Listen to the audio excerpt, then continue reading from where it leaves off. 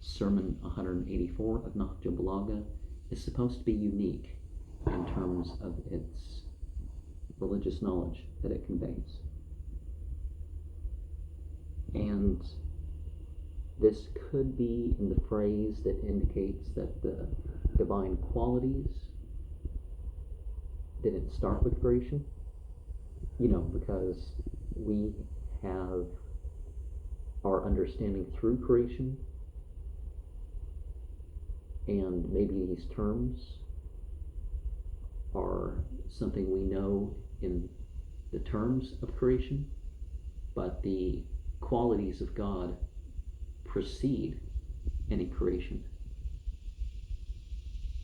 People talk about the lahut, or the absolute, or some other term for the rightful divine names realm. And we can talk about that in a way. Now, realm implies it's created, but it's beyond being created. Now, the essence of God is something that we shouldn't talk about. And God loves or is pleased, hates or is displeased, without that being part of any limit or need, might be the better word. Well, I mean, they both fit. And God is beyond space, time, and matter. The thought, you could say, that precedes creation, well, that's not, and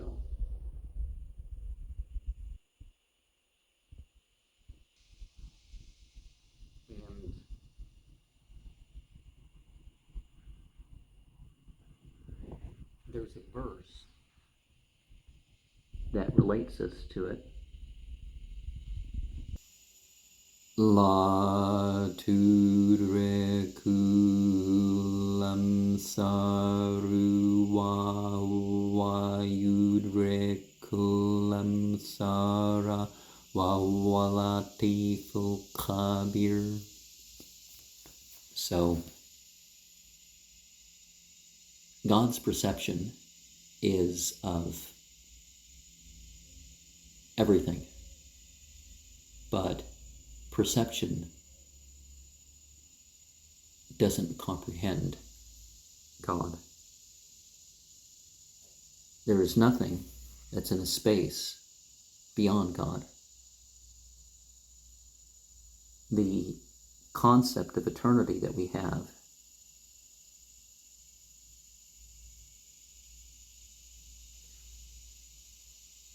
are an extremity, or an innermost point, whatever, is not quite what we're talking about, because God goes beyond even our sense of eternity. Now, the speech of God isn't in the sense of materially incarnated beings that speak in a way that requires some sort of organ. And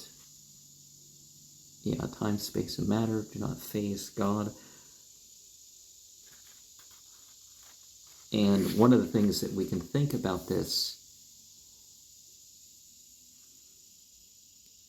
language thing is, even some of the spiritual beings have communicated to people in ways that there'll be, too many vowels in a row, too many consonants, to speak of it in an English way, too many contractions and stuff like that.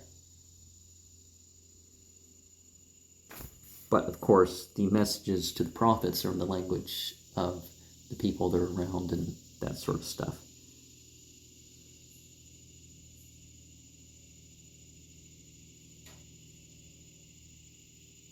And, there's never going to be, if we take these definitions of God, we're not going to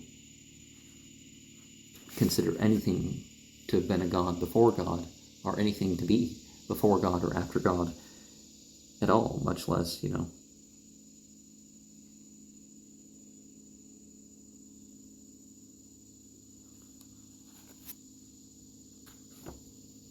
And of course, any worthwhile quality of God is the best in that we turn to saying 392 that reminds us to accept the good things of this world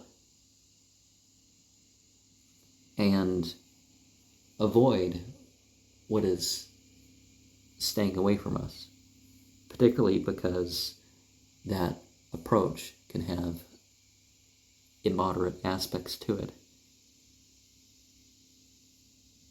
Saying 393 reminds us that sometimes expressing ourselves in other ways is more effective than fighting with people. 394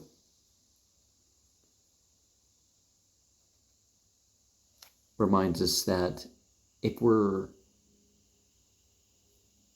content with the little things, well, in that sense, that will be enough.